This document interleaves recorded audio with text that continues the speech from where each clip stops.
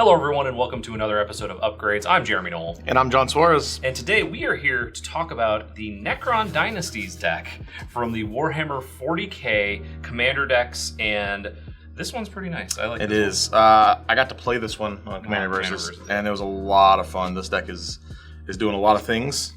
Most of them are killing opponents. Yeah, so this deck, to kind of go through some of the stats beforehand, has 29 creatures outside of the commander, 3 instants, 6 sorceries, 21 artifacts, 3 enchantments, and 37 lands.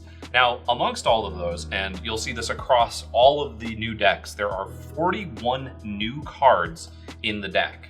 So there's a lot to go over here. Yes, and obviously with 41 new cards, I don't believe our plan is to go through every single one of those because we don't want to keep you here for hours upon hours. But yeah, we've kind of highlighted the commanders in the deck, and then a few cards to kind of highlight on top of that as well. This deck, obviously being mono black, has several commanders, whereas the other ones only have, I think, 2, right? Yeah, the other ones have the main face commander, a secondary commander, and then there are a couple other legendary creatures here and there, but they don't follow the color scheme for all of them. So if it's a 3-color, it might have a 2-color general, but this is monocolored. But this one's monocolored, so you have lots of options for your commander. You do. So the very first face commander is Zarek, the Silent King is how I'm going to pronounce that. Legendary artifact creature Necron, and I think almost all of the creatures are Necrons. Nearly all. 3/4, 1 black. It's a really dedicated mono black commander. Yes. Flying, and it has the text, "My will be done. Whenever the Silent King attacks, mill 3 cards. You may put an artifact card or vehicle card from among the cards milled that way into your hand." Artifact creature card. Yes. Has to be an artifact creature card, which is okay because most of the creatures in this deck are artifacts. Yeah, so that's the main one, and you can kind of see a lot of what the deck's trying to do there. Artifact creatures, as we said, there's a lot of artifacts in the deck.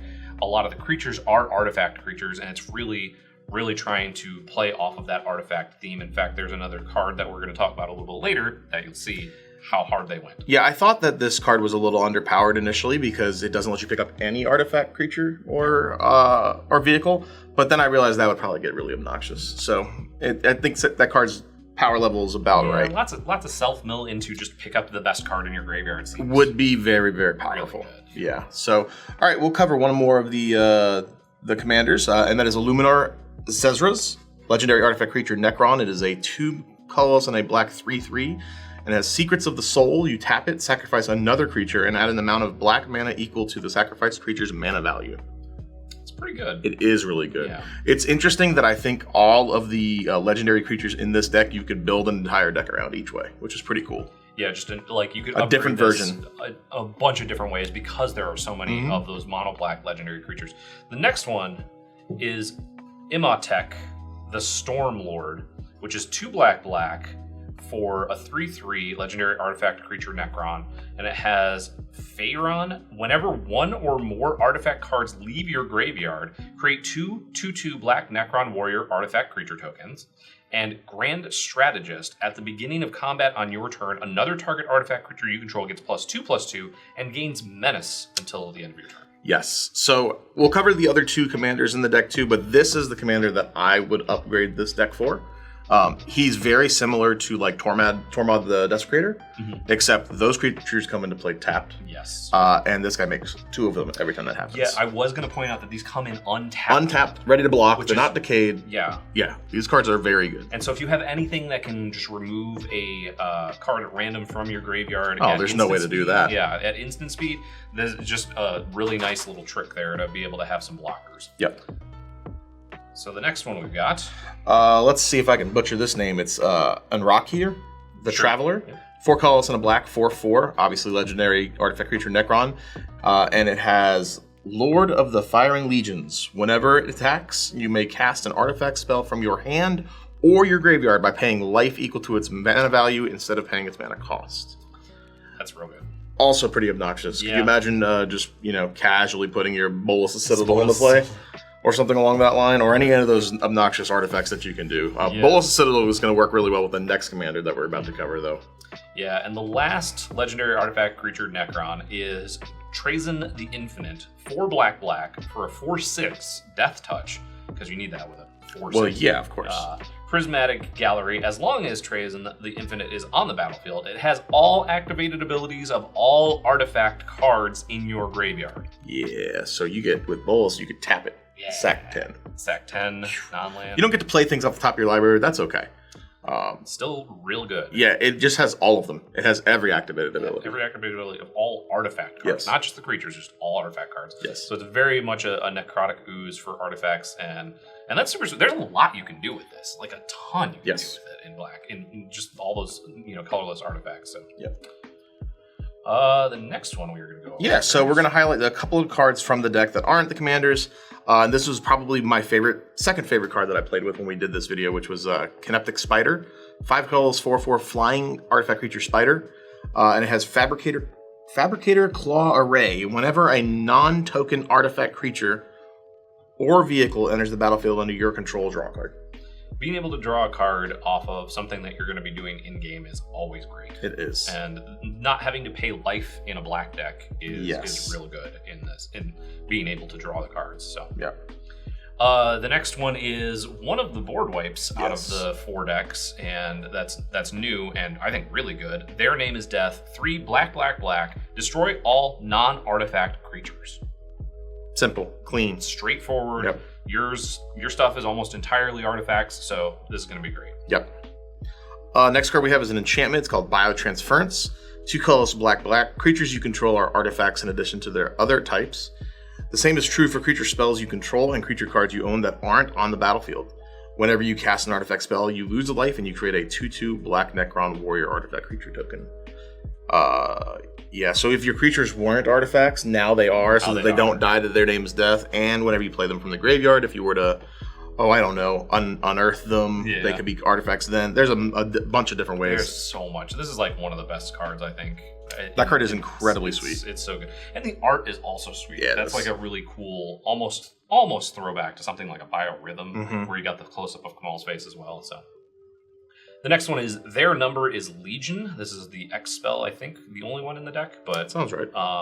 It is X black. Again, making sure you're dedicated to that mono black life. Sorcery, create X tapped 2/2 black Necron warrior artifact creature tokens. Then you gain life equal to the number of artifacts you control. Exile their number is Legion. You may cast Their Number is Legion from your graveyard. Yeah. So if you happen to mill it with one of those abilities, you still get to be able to, and it's not even just like a flashback cost. It doesn't like increase the cost. Just like play a lot of those. Yeah, you just play it right out of your graveyard. You get a bunch of those tapped 2/2, and also you gain a bunch of extra life there. So yep. Wacky. And then the last new card we're going to kind of highlight is Tomb Fortress. This is the new land in the deck. Tomb Fortress comes into play tapped. It taps for a black, and then for 2 colors, black. Tap it, exile it, mill 4 cards, and then return a creature card from your graveyard to the battlefield. Activate this only as a sorcery. Unlike the commander, this one doesn't care if you milled it now or not. Yeah. Just mill 4 and bring anything back. Yep. If it's something that died before, if it's something you've milled previously with that commander, it just comes, right into play. So those are some of the new cards that you can find, some of the 41 new cards that you can find in this deck. So I know that you said you were going to build around... Yeah, so I definitely built around Imhotep, the Stormlord, because I think this is... The deck in general, the way it's built out of the box is kind of aggressive. Yeah. And I think that's the best chance you have for the aggressive build of this deck, because whenever one or more artifacts leave your graveyard, you create 2/2 black Necrons. So you can get a pretty formidable board rather quickly. Now, one of the cards I would put in the deck immediately if I had it and budget wasn't a concern, obviously, is Cabal Coffers. Yeah. Because the deck is incredibly heavily black, and mana is obviously going to be important. But that card is pricey. We wouldn't necessarily recommend it if you have it. Yeah, it has had reprint recently, but it's still pretty pricey. So, yes. If you have the budget, it's over our usual threshold of about $5 per card that we like to suggest. Yeah.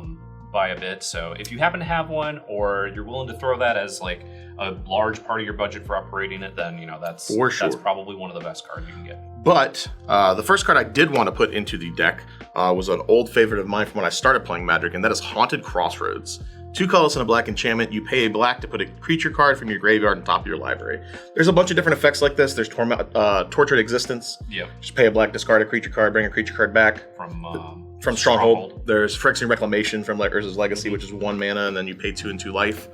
But this card costs no life, which is important because you're going to be paying life in this deck. And you can just pump mana into it. So every time you activate this, if you activate it targeting an artifact creature card, you're going to get 2/2s with Imhotep. Yep. And as you said before, mana is a little bit of a concern in the deck. You really want to you want to be able to play multiple spells in a turn. So the next one we're going to suggest is Palladium Mirror, which is a good old-fashioned 3 mana, 2/2, taps to add 2 mana to your mana pool, and is an artifact creature. Yep. So it gives you that bonus, not dying to the Wrath effect, and synergizing with the rest of the deck. Yep. And in that same vein, I'll jump down. The other card was Foundry Inspector. Oh yeah. Another cheap way of making sure that the cards you're playing cost less. 3 mana, 3/2, and it makes all your artifact spells cost 1 less to cast, which is the majority of this deck. Yep. So you're going to be able to especially if you have biotransference, now every creature you play costs 1 less regardless. Just a nice way to reduce your mana curve. Yeah, that biotransference is so good. Yep. The next one is Scrap Heap Scrounger. 2 mana, 3/2, artifact creature construct, can't block, and then you can pay 1 and a black, exile another creature card from your graveyard, return it from your graveyard to the battlefield. So if you're really trying to be aggressive, really good way, 3/2. With Imhotep, you activate it, and you exile a creature, and it makes it 2/2. It makes it 2/2. 2 2/2s. Yeah, well, yeah, 2/2. And then it returns from the graveyard to the battlefield, and makes 2 more 2/2s. The card's obnoxious. It gets silly. Like It it's gets already obnoxious. a pretty aggressive card, and it gets even more with that commander. Next card is a land, sort of. It's a land on the back side of it, and that's a Malakir Rebirth. 1 black instant, choose target creature. You lose 2 life until the end of turn. When that creature gains, when this creature dies, return it to the battlefield tapped under its owner's control, which is great because it does go to the graveyard, and then it does leave the graveyard, therefore triggering Imhotep, and you get back your creature. Or you could just play it tapped as a land. Yep. So lots of good synergy there, and it is also just a land. It's one of the modal dual-faced cards. So the next one is from a commander set, Commander Legends, and that's Armix Filigree Thrasher. 2 and a black legendary artifact creature golem, and it's a 3/2, and it says whenever it attacks, you may discard a card. When you do, target creature defending player controls gets -X/-X until end of turn, where X is the number of artifacts you control plus the number of artifact cards in your graveyard, which is just going to be all of them. It's just discard a card and destroy target creature. Whenever this attacks, discard a card, kill that thing. Yep. And then you've got your synergy going on with stuff entering and leaving your graveyard there. Yeah, that card's going to be really good for this. The next card is the most expensive card that was suggested for this deck, and that is Attrition. Colorless, black, pay a black. It's an enchantment. You pay a black, sacrifice a creature, destroy target non-black creature. You're going to be making Necrons, so being able to kind of clear those Necrons to destroy all their creatures, and then just keep generating Necrons. This was one of the best ways I could think of to sacrifice creatures, in addition to being able to kind of clear the way. Yeah. The next one is a new card for this year. Reckoner's Bargain is 1 and a black instant from Kamigawa Neon Dynasty. And it says, as an additional cost to cast a spell, sacrifice an artifact or creature. You gain life equal to the sacrifice permanent's mana value and draw 2 cards. Yep. There's a lot of this type effect, like a Village Rites types effects. There's a lot of them. Like a lot. There's the one from Deadly Dispute is the good one. Yes, the universal good one. Gives you 2 treasures. Yep. And things like that. This one, obviously really great because you can sacrifice either the artifact or the creature, and you gain life, which you need. As we said, you're paying life here and there, so gaining that extra life. Yeah, you're definitely going to want life in this deck. Jump down real quick, one of the last cards, we have 2 more. Buried Rune. Land, taps for colorless, pay 2, sacrifice or return an artifact from your graveyard to your hand. Real simple, real cheap, real efficient at what it does. Not much to say. Again, it's going to get most of your deck, and if you have biotransference out, it's going to get pretty much all your deck. That's true. So, the last one is, of course, one of my favorites, Sir Conrad the Grim. And that is a 3 black 5/4 human knight, and whenever it dies, or another creature dies, or a creature card is put into a graveyard from anywhere other than the battlefield, or a creature card leaves your graveyard, deals 1 damage to each opponent. Yeah. And then it also has 1 and a black. Each player puts the top card of their library into their graveyard. Yeah, this card, I think if you were just dedicating to trying to build like the best version of a deck, this is kind of like a downgraded Sir Conrad deck in a way. Yeah. But when you play Sir Conrad, everybody knows exactly what's going on, and you become a target immediately. This deck will do some stuff that's similar, but also beat down, which is what I like to do, rather than try and combo kill. Trying to get everybody down a little bit with the aggressive cards, and then playing Sir Conrad a little bit late game, and just then finish being him able off. to actually either mill some cards or get some cards out of your graveyard, things like that, is just going to end up finishing probably at least one person off, if not multiple. If not more. Yep. So that is what we've got to add to the Necron Dynasties deck. As we said, almost all these cards are under the $5 mark. The attrition is a little bit pricier. Yeah. But yeah, there's a bunch of different You can get a invention, or was it invention? Invocation. And then it kind of matches the theme of what's going on, because it doesn't look like a normal Magic card. Regular Magic card. It's one of those out there kind of ones. Yeah, I think that's all we've got for this one, unless you've got anything else. I think, like I said, there's 5 commanders for this deck. You could build it with this guy with a little bit of manipulation and beatdown. You can build the Illuminor Zezras with like a sacrifice theme to add the mana and kind of go from there. There's probably a combo deck with Tazran the Infinite, having all of those activated abilities. I'm imagining something with Walking Ballista probably goes infinite with him. People probably already, because I'm sure something has to go infinite there. And then you have Anrek, who can just play spells for free with life. There's just a bunch of different ways to build this deck, and I think this is probably the best or the second best deck out of all of these 4. Yeah, it's definitely the best one to be able to upgrade in a myriad of different ways. Yes, without a doubt. To be able to just play it how you want to play it, rather than kind of playing around 1 or 2 main commanders. So that's all we have for this episode. Make sure to check out the rest of the episodes on the Warhammer 40,000 decks. Make sure to like, comment, share, subscribe, binge, and let us know in the comments what cards you would add to the deck to upgrade the Necron Dynasties deck from Warhammer 40,000. For John Suarez, I'm Jeremy Knoll. Thank you so much for watching. We'll see you next time.